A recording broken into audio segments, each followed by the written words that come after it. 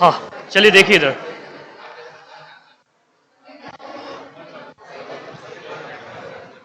हाँ चलो बोलना नहीं है अभी, इधर देखिए आप। हमने बात की थी बेटा, कल मैंने आपको बताया था कि अल्काइन आइसोमर्स क्या होंगे, कैसे देखेंगे अल्काइन के आइसोमर्स। तो आ जाएगा, सबको आया है क्या? किसी को कोई प्रॉब्लम है उसमें? और अल्काइन के जो आइसोमर्स मैंने बताया था आपको, जिस तरीके से अल्कीन के आइसोमर्स है, अल्केन के आइसोमर्स है, क्या अल्काइन के आइसोमर्स आए आपको बनाते? आइसोमर समझ में आ रहा है ना? क्या होता है आइसोमर? जिनका मॉलिक्यूलर फार्मूला क्या होता है, सेम होता है या डिफरेंट होता है? सेम होता है, लेकिन स्ट्रक्चर क्या हो जाए, डिफरेंट हो जाए, प्रॉपर्टीज डिफरेंट हो जाए। अब प्रॉपर्टीज में चाहे केमिकल प्रॉपर्टीज हो, फिजिकल प्रॉपर्टीज हो, बायोलॉजिकल प्रॉपर्टी हो जाए। जैसे कि फिजिकल प्रॉपर्टीज में आता क्या है, जैसे कि कलर हो जाए, बॉइलिंग पॉइंट हो जाए, डेंसिटी हो जाए, स्मेल हो जाए, समझ में आ रही ना? ऑर्डर जिसे कहते हैं, ये आता है फिजिकल प्रॉपर्टीज में, ठीक है। तो फिजिकल प्रॉपर्टी डिफरेंट हो जाती है, केमिकल प्रॉपर्टीज डिफरेंट हो जाती है, बायोलॉजिकल प्रॉपर्टीज क्या हो जाती है, डिफरेंट हो जाती है, लेकिन मॉलिक्यूलर फार्मूला क्या होता है, सेम होता है। ऐसे कंपाउंड को आप क्या कहेंगे, आइसोमर्स कहेंगे। क्लियर है बात? यहां तक सबको समझ में आया था? यहां तक किसी को कोई डाउट नहीं ना रहे? क्या एक बार दोबारा से बता दिया जाए या समझ में आ गया था आपको? अल्काइन के बारे में आपको बताया जाए, आइसोमर्स ऑफ अल्काइन क्या होते हैं, तो कि आपको बात समझ में आ गई कि अल्काइन में कार्बन कार्बन ट्रिपल बॉन्ड होता है। बस आपने क्या करना था, नंबर ऑफ कार्बन एटम 1 हो, 2 हो, 3 हो, 3 तक के तो कोई आइसोमर एग्जिस्ट नहीं करते उसके, लेकिन जैसे ही 4 कार्बन आ जाए, तो जैसे कि ब्यूटाइन आता है तो 1 ब्यूटाइन आएगा, 2 ब्यूटाइन आएगा, आएगा ना? इसका इस तरीके से हमने देखा है। तो पेंटाइन आएगा, 1 पेंटाइन आएगा, 2 पेंटाइन आएगा, आइसोपेंटाइन आएगा ना इस तरीके से। तो ये क्या हो जाएंगे, उसके आइसोमर्स हो जाएंगे, ठीक है। और आइसोमर्स होने के लिए मॉलिक्यूलर फार्मूला सेम होना चाहिए। फिर अभी देखो, अब थोड़ा सा ऑर्गेनिक केमिस्ट्री पढ़ रहे थे हम, तो थोड़ा सा ऑर्गेनिक केमिस्ट्री को भी पॉज कर देते हैं हम, थोड़ा सा इनऑर्गेनिक की तरफ बढ़ते हैं। देखो हमने क्या देखा था, मैंने बोला था कार्बन और कार्बन कंपाउंड का जो स्टडी होता है बेटा, उसे हम ऑर्गेनिक केमिस्ट्री कहते हैं, ठीक है।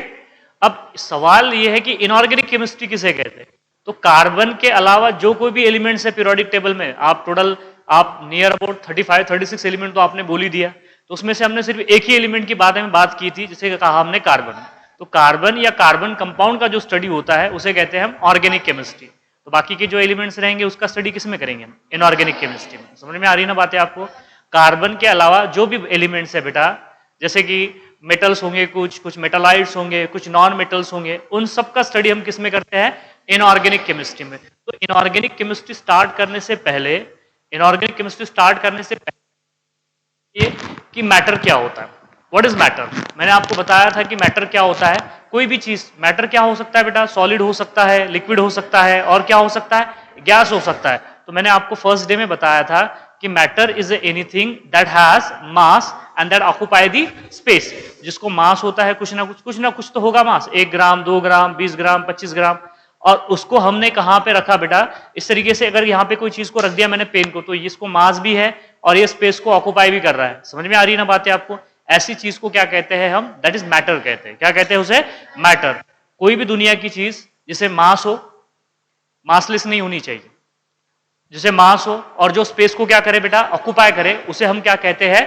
दैट इज मैटर कहते हैं। अब ये जो मैटर है, इधर देखिए आप, अगर मैं मैटर के बारे में बात कर रहा हूं तो इधर देखिए आप कि मैटर होता क्या है। मैं डिटेल में बात करूंगा मैटर की, लेकिन उससे पहले आपको थोड़ा सा डेफिनेशन बता देता हूं कि मैटर होता क्या है। इधर देख लीजिए, मैटर इज एनीथिंग, क्या हो सकता है बेटा? कुछ भी हो सकता है, कुछ भी हो सकता है ना। एनीथिंग दैट हैज, बोलो बेटा, that has mass, that has mass, उसे क्या होगा बेटा? मास होगा, होगा ना mass. And occupy a space, and occupy a space, and occupy a space, क्या बोलेंगे आप? ऑक्यूपाइड अ स्पेस, ऑक्यूपाइड करेगा उसे, उस चीज को क्या बोलेंगे आप? दैट इज मैटर कहेंगे। क्या कहेंगे? मैटर। अब आपको अच्छी तरीके से पता है कि मैटर एग्जिस्ट इन 3 स्टेट। एक चौथी स्टेट भी होती है, दैट इज प्लाज्मा स्टेट, ठीक है। उसके बारे में भी बात करेंगे कि प्लाज्मा किसे कहते हैं, प्लाज्मा, ठीक है, उसके बारे में बात करेंगे। मैटर है, थोड़ा आवाज का प्रॉब्लम आ रहा है। ये जो हमारे पास में मैटर है, that matter can exist in 3 state. मैं आपको थोड़ा अभी सिंपल बता रहा हूं, अभी आपको 4 स्टेट नहीं बताता, अभी 3 ही स्टेट बताता हूं। इधर देखिए, matter exist in how many state? 3 state. एक होता है सॉलिड और एक क्या होता है बेटा, लिक्विड। ये भी पता है आपको कि लिक्विड होता है करके, ठीक है। और एक होता है बेटा गैस। एक क्या होता है, गैस। अगर हम सॉलिड की अगर बात करें तो आपको पता है कि सॉलिड को डेफिनेट शेप और डेफिनेट वॉल्यूम होता है, सही है ना। जो कोई उन्हें डेफिनेट शेप और डेफिनेट वॉल्यूम होता है। ये स्क्रीन ले लीजिए, ये सारी क्या है, सॉलिड है। अभी तो सॉलिड ही हो, समझ में आ रही ना बातें आपको। तो क्या है बेटा, डेफिनेट शेप है और डेफिनेट वॉल्यूम है। मतलब सॉलिड का मतलब स्ट्रॉन्ग बोल रहा हूं मैं आपको, ठीक है। Like be strong, be strong का मतलब सॉलिड। सॉलिड बोलते ना, क्या हम बात करते हैं ना कई बार, क्या सॉलिड बंदा है करके, समझ में आ रही है। सॉलिड का मतलब ये नहीं होगा फिर वहां पे कि that is they have definite shape and definite volume. तो बेटा सॉलिड वो चीज जिसे डेफिनेट शेप भी होता है और डेफिनेट क्या होता है, वॉल्यूम भी होता है, उसे हम क्या कहते हैं, सॉलिड कहते हैं, ठीक है। तो सॉलिड के बहुत सारे एग्जांपल्स हैं, सॉलिड के बहुत सारे एग्जांपल्स हैं। जैसे कि फॉर एग्जांपल हम अगर यहाँ पे ले ले तो जैसे कि फॉर एग्जांपल हम क्या ले सकते हैं बेटा, जैसे कि आप स्टोन ले सकते हो। स्टोन भी क्या होता है, सॉलिड होता है। बिल्कुल, पत्थर जो होते हैं सॉलिड ही होते हैं ना, हम सॉलिड ही कहते हैं उसे। चेयर ले लेंगे आप, या पेन ले लेंगे, पेन भी तो क्या है बेटा, लिक्विड थोड़ी ना है, सॉलिड ही है। या फिर आप चौक की बात करते हो तो चौक भी क्या हो जाएगा, दैट इज सॉलिड हो जाएगा। तो सॉलिड के बहुत सारे एग्जाम्पल्स हो सकते हैं, ठीक है। आप बचपन से पढ़ते आ रहे हो कि सॉलिड होता क्या है, क्लियर है। अभी वो आपको डिटेल में नहीं बताऊंगा कि क्या क्या चीजें होती है सॉलिड में, कौन कौन से फोर्सेस होते हैं, कौन कौन से अट्रैक्टिव फोर्सेस काम करते हैं, कौन कौन से रिपल्सिव फोर्सेस काम करते हैं, काइनेटिक एनर्जी क्या होती है, थर्मल एनर्जी क्या होती है, ये बाद में बात करेंगे ना उसकी। बॉन्डिंग एनर्जी क्या होती है, सिर्फ अभी समझिए आप, बस आपको ऊपर ऊपर सरफेशियल बता रहा हूं, ज्यादा डीप में नहीं जाना है अभी। सो दैट इज सॉलिड्स क्या होते हैं, जिन्हें डेफिनेट शेप होता है और डेफिनेट क्या होता है, वॉल्यूम होता है। क्या लिख दूं मैं यहां पे, दैट्स अ सॉलिड हैव, इधर देखिए बेटा, अगर हम बात करें सॉलिड की तो सॉलिड क्या होता है, दे हैव डेफिनेट शेप, बिल्कुल डेफिनेट शेप, यहां पे इसे डेफिनेट शेप है, बिल्कुल है, and definite volume, and definite volume, volume भी क्या हो जाएगा, and definite volume, and definite volume. आप फिजिक्स में तो पढ़ ही रहे हो कि वॉल्यूम क्या होता है, समझ में आ रही है ना, मास क्या होता है। अच्छे से आप थोड़ा सा और डिटेल में पढ़ेंगे, लेकिन जितना हमें केमिस्ट्री में जरूरत है उसकी बात करेंगे कि solid have definite shape and the definite volume. यहां पे देखिए, लिक्विड हैव डेफिनेट वॉल्यूम, क्या हो जाएगा बेटा, डेफिनेट वॉल्यूम होगा, but not definite shape, but not definite shape. क्या लिक्विड को डेफिनेट शेप होता है, नहीं होता है, आपको अच्छी तरीके से पता है। जिस बर्तन में आप रखोगे बेटा लिक्विड को, उसी की तरह शेप क्या कर लेगा, एक्वायर कर लेगा, ये तो पता है ना आपको। आप चाहे वाटर ले लीजिए, वाटर क्या है, लिक्विड है। अल्कोहल क्या है, लिक्विड है। मिल्क क्या है, लिक्विड है। बहुत सारी ऑयल क्या है, लिक्विड है। आपने बेटा उसे किस में रखा, आप रखा तो ग्लास के जैसा शेप आ जाएगा, प्लेट में रख दो आप, प्लेट के जैसा शेप आ जाएगा, मग में रख दो, मग के जैसा शेप आ जाएगा। जिस किसी भी बर्तन में आप उसे रखोगे उसका शेप क्या कर लेगा, एक्वायर कर लेगा। मतलब लिक्विड को कोई डेफिनेट शेप होता है क्या, नहीं। आपने एक सॉलिड लिया बेटा, एक सॉलिड लिया, क्या ले लिया, क्यूब ले लिया। चलिए पेन ले लेते हैं, तो क्या मैं इसे ग्लास में रखूंगा तो क्या ग्लास के जैसा शेप आ जाएगा इसे, नहीं। प्लेट में रखूंगा तो प्लेट के जैसा शेप आ जाएगा, नहीं ना, क्योंकि इसका जो इसको डेफिनेट शेप भी है और डेफिनेट क्या है, वॉल्यूम भी है। समझ में आ रही ना बातें आप, उसे हम कहते हैं सॉलिड, क्या बोलेंगे, सॉलिड। लेकिन जो लिक्विड होते हैं उन्हें डेफिनेट वॉल्यूम तो होता है बट डेफिनेट शेप नहीं होता है। समझ में आ रही ना बातें आप। आपके पास में 1 लीटर मिल्क है, 1 लीटर मिल्क है, तो चाहे आप किसी भी बर्तन में ले लीजिए तो उसका वॉल्यूम जो हो 1 लीटर ही भरने वाला है। समझ में आ रही ना बातें आप। चाहे आप ग्लास में रख दीजिए, चाहे आप किसी भी पॉट में रख दीजिए, तो वो 1 लीटर ही रहेगा, उसका वॉल्यूम फिक्स है बेटा, वॉल्यूम चेंज नहीं होगा। इसलिए लिक्विड को हमने बोला है कि उनका जो वॉल्यूम होता है वो क्या होता है बेटा, डेफिनेट वॉल्यूम होता है। क्या होता है, वॉल्यूम, डेफिनेट वॉल्यूम होता है, लेकिन शेप क्या नहीं होता है बेटा, डेफिनेट नहीं होता है। अब लिक्विड के अगर हम बात करें एग्जाम्पल की, तो जैसे कि फॉर एग्जाम्पल क्या बोला, बोलो बेटा, वाटर है, और क्या है बेटा, मिल्क है। चलो ठीक है, खाने पीने की चीजें ही देख लेते हैं। मिल्क है, मिल्क के अलावा ऑयल, एडिबल ऑयल वगैरह जो ले लेंगे आप, तो ये सारे के सारे क्या हो जाएंगे, लिक्विड हो जाएंगे। सारे के सारे क्या हो जाएंगे, लिक्विड हो जाएंगे। समझ में आ रहा है ना आपको।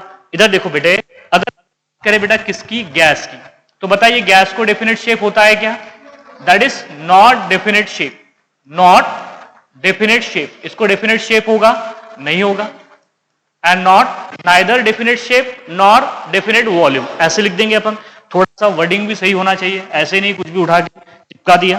तो इधर देखो बेटा, नाइदर डेफिनेट शेप, क्या बोलेंगे आप, बोलो यहां पे, neither definite shape nor definite volume, nor definite volume, ना तो इसे डेफिनेट शेप है बेटा, ना तो इसे डेफिनेट वॉल्यूम है, तो उस मैटर को क्या कहेंगे आप, दैट इज गैस बोलेंगे। क्या बोलेंगे, गैस बोलेंगे। देखो यहां पे बेटा हम बता रहे हैं कि मैटर जो है 3 स्टेट में एग्जिस्ट करता है। पहला है सॉलिड, दूसरा है लिक्विड, तीसरा है गैस। सॉलिड को दोनों भी है, डेफिनेट शेप भी है, डेफिनेट वॉल्यूम भी है। लिक्विड को डेफिनेट शेप तो है बट डेफिनेट वॉल्यूम नहीं है, और गैस को दोनों भी नहीं है, ना डेफिनेट शेप है ना डेफिनेट क्या है, वॉल्यूम है। अब गैस के एग्जांपल की अगर बात, O2 गैस जरूरी होता है ना हमें, जितने भी एनिमल्स है बेटा, जितने भी ह्यूमन बींग्स है या फिर अदर कुछ एनिमल्स है, उनको जरूरत पड़ती है किसकी, दैट इज ऑक्सीजन की। ऑक्सीजन है, या फिर क्या बात करेंगे हम, नाइट्रोजन है, या फिर बात करेंगे हाइड्रोजन है, या फिर बात करेंगे CO2 है, कार्बन मोनोऑक्साइड है, कार्बन डाइऑक्साइड है। ये सारे के सारे क्या है, गैसेस है। ये सारे के सारे क्या है, गैस है। आपको पता है कि एटमॉस्फेयर में ये गैसेस पाए जाते हैं। एटमॉस्फेयर में, एटमॉस्फेयर क्या कर किसे कहते हैं पता है आपको, जो अर्थ सरफेस से ऊपर आता है ना उसे एटमॉस्फेयर कहते हैं। अर्थ सरफेस से ऊपर आता है उसे कहते हैं एटमॉस्फेयर। और जो सॉइल का जो पार्ट होता है, सॉइल का जमीन का जो पोर्शन होता है बेटा, उसे हम लिथोस्फीयर कहते हैं। क्या कहते हैं, लिथोस्फीयर। जमीन पर जो भी लाइफ हम कहते हैं, क्या बोलते हैं उसे, लिथोस्फीयर। और जो पानी के अंदर जो लाइफ एग्जिस्ट करती है, या पानी है, वाटर है, उसे कहते हैं बेटा हाइड्रोस्फीयर। पता है क्या आपको ये बातें बेटा, पानी के अंदर की जो चीजें हैं, जो मराइन लाइफ है, उसे हम क्या कहते हैं, हाइड्रोस्फीयर। और जमीन के ऊपर की जो होगी उसे क्या कहेंगे, लिथोस्फीयर। क्या बोलेंगे, लिथोस्फीयर। और जमीन सरफेस से ऊपर जो होगी वो सारा का सारा क्या होगा, एटमॉस्फेयर होगा। क्या होगा, एटमॉस्फेयर। आपने तो सुना होगा ना कि जैसे कि मार्स पे अगर चले जाए तो मार्स पे एटमॉस्फेयर है क्या, नहीं है ना। मार्स पे एटमॉस्फेयर, मार्स पे एटमॉस्फेयर है या नहीं है, नहीं है। लेकिन अर्थ पे क्या है बेटा, एटमॉस्फेयर है। एटमॉस्फेयर का क्या मतलब होता है कि जो बेटा जो सॉइल सरफेस से ऊपर का, उसके अंदर मेनी गैसेस है, मेनी ऑर्गेनिक और इनऑर्गेनिक कंपोनेंट्स है, जैसे कि ऑक्सीजन है, नाइट्रोजन है, हाइड्रोजन है, कार्बन डाइऑक्साइड है, कार्बन मोनोऑक्साइड है। अरे है ना, इधर देख बेटा, यहां पे इसे कहते हैं हम, दैट इज एटमॉस्फेयर। इन सारे गैसेस से मिलके एक क्या बनता है, एटमॉस्फेयर बनता है। अब मुझे बताइए कि एटमॉस्फेयर में सबसे ज्यादा तादाद में कौन सा गैस मौजूद होता है, सबसे ज्यादा परसेंट में कौन सा गैस मौजूद होता है, नाइट्रोजन होता है। क्या होता है, नाइट्रोजन। About 78%, about 78%। नाइट्रोजन बेटा सबसे ज्यादा इन्वायरमेंट में, एटमॉस्फेयर में पाया जाता है, दैट इज अबाउट 78%। उसके बाद कौन सा गैस होता है, oxygen, about 20 to 21%, about 20 to 21%। समझ में आ रही ना बातें, क्या बोला मैंने यहाँ पे, इधर देखो बेटा, मैंने ये बोला आपको कि ये इन्वायरमेंट में 78% में पाया जाता है और ऑक्सीजन 21% में पाया जाता है। तो ये सारे के सारे क्या हो जाएंगे, गैस हो जाएंगे। अरे समझ में आ रहा है या नहीं आ रहा है, क्लियर है बात यहाँ पे। तो देखिए आप, ये जो है ये मैटर है, ये मैटर का क्लासिफिकेशंस है, सॉलिड, लिक्विड और gas. Solid have definite shape and definite volume, बोलना पड़ेगा, solid have definite shape and definite volume. और liquid have definite volume but not definite shape. और gas neither definite shape nor definite volume, neither definite shape nor definite volume. समझ में आया, clear है बात यहाँ पे। अब देखिए, अब थोड़ा सा हम थोड़ा इसके अंदर जाने की कोशिश करते हैं, मैटर के अंदर। अब मैटर जो है, हमें अभी तो पता चल गया कि मैटर सॉलिड भी हो सकता है, लिक्विड भी हो सकता है और गैस भी हो सकता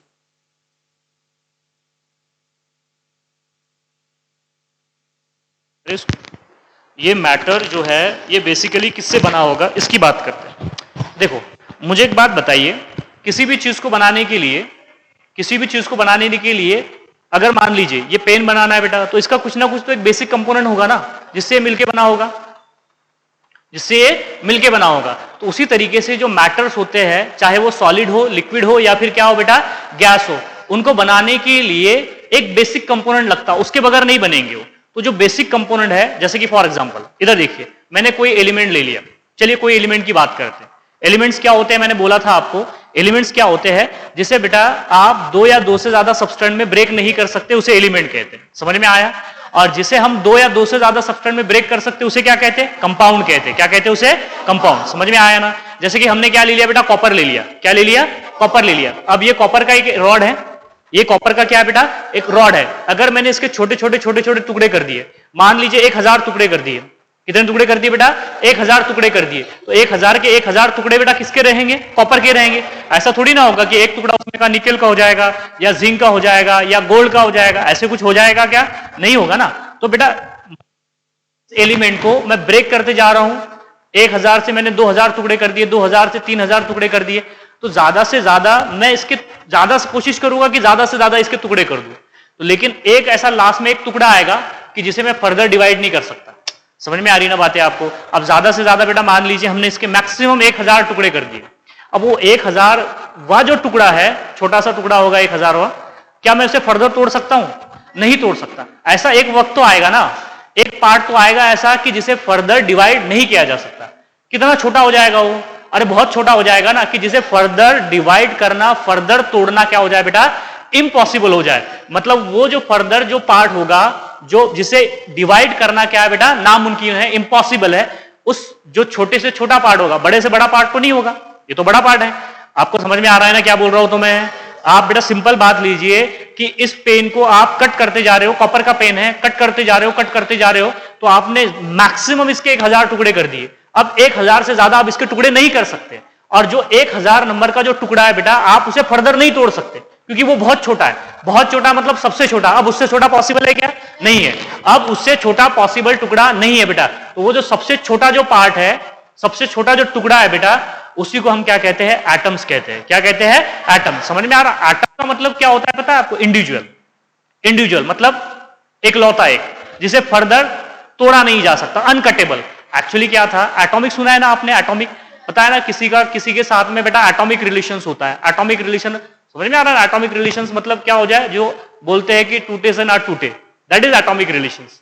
होता है ना दोस्तों में, फ्रेंडशिप वगैरह होती है, रिश्तेदारी होती है कि नहीं होती है? तो एटॉमिक होती है ना किसी में, कि नहीं बोलते हम तो कुछ भी हो जाए, दुनिया उधर की उधर हो जाए, हम हमारी दोस्ती या फ्रेंडशिप नहीं तोड़ेंगे। This friendship is like atomic. Atomic word use किया जाता है। एटॉमिक का मतलब है कि नॉन टूटेबल, टूटे ना। समझ में आ रही ना बात है आपको? जिसे बेटा तोड़ा नहीं जा सकता। क्या बोलेंगे आप उसे? जिसे तोड़ा नहीं जा सकता। तो वो एटम का जो वर्ड है ना, वो एटोमियो पे से आया है। कहां से आया है? एटोमियो। और मतलब ही होता है अनकटेबल। एटॉमिक का मतलब ही क्या होता है?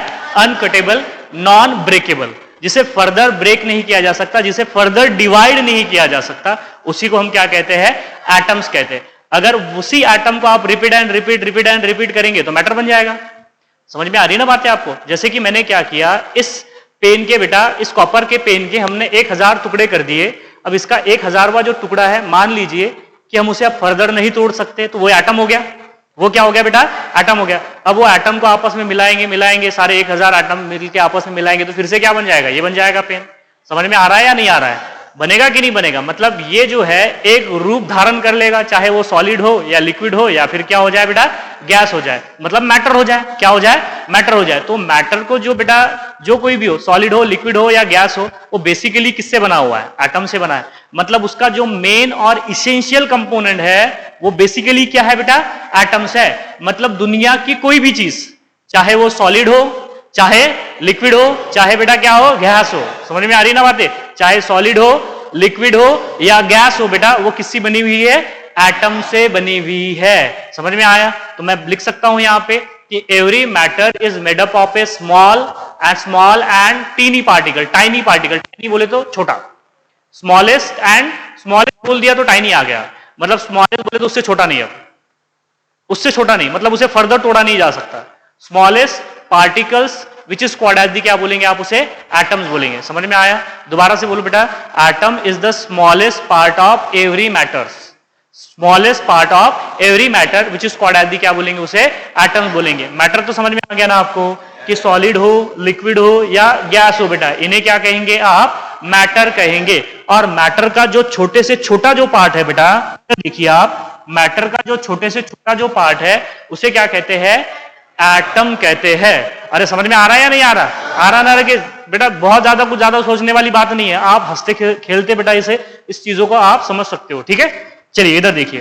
तो बेटा थोड़ा सा डिटेल में अगर आप बात करेंगे, सर डिटेल में बोलो, डिटेल में बोलो, तो बेटा एक स्ट्रक्चर ऑफ एटम करके एक यूनिट है 11th में, पूरा डिटेल में पढ़ा दूंगा आपको, पूरा चीरफाड़ कर देंगे, उसके ऑपरेशन कर देंगे, क्या क्या होता है उसके अंदर, कौन कौन से कंपोनेंट होते हैं। लेकिन अभी थोड़ा थोड़ा आपको बस बेसिक एलिमेंट्री आइडिया दे रहा हूं, बस जो आपने 8, 9, 10 में पढ़ा होगा या नहीं पढ़ा होगा, बस वही बातें आपको बता रहा हूं, ठीक है। अब थोड़ा डिटेल में नहीं जाना है हमें, अभी सिर्फ ऊपर ऊपर का पढ़ा रहा हूं मैं, बोल के बता रहा हूं कि ऊपर ऊपर पढ़ा रहा हूं करके, ज्यादा, क्योंकि ये चीजें अगर आपको समझ में आएगी तो बेटा जब हम अंदर घुसेंगे उसके तो वो चीजें भी आपको समझ में आएगी, ठीक है। तो चलिए इधर देखिए बेटा, अब बात करते हैं व्हाट इज एटम। इधर देखो बेटा कि एटम्स क्या होता है। क्या बोला हमने एटम को, बोलो। ज्यादा कोई लंबी चौड़ी डेफिनेशन नहीं लिखेंगे इसकी, जो वर्ड आपको एकदम सिंपल वर्ड में लिखेंगे यहां पे, जो आपको समझ में आ जाए। तो बोलो क्या बोला है, atom is the smallest part. किसका स्मॉलेस्ट पार्ट हो जाएगा, ऑफ मैटर।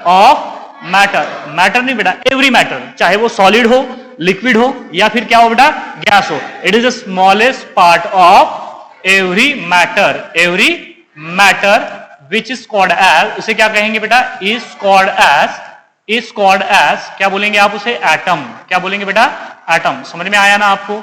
एटम्स जो वर्ड है बेटा, ये कहां से आया है, एटॉमियों से आया। अब सबसे पहले ये रिका मेहंदी किसने किया बेटा, जॉन डाल्टन है 1808 में।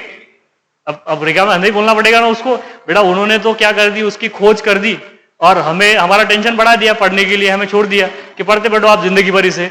जब भी आप 11, 12 में आओगे या बचपन से एटम्स पढ़ाया जाता है ना, तो बेटा ये एटम्स, चलिए ठीक है कोई बात नहीं, मजाक की बात थी बेटा। इधर देखिए कि अब ये जो एटम है ये वर्ड कहां से आया, द वर्ड, इधर देखिए मैं लिख के बताता हूं आपको, द वर्ड एटम्स। इधर देखो बेटा, the word atom is comes from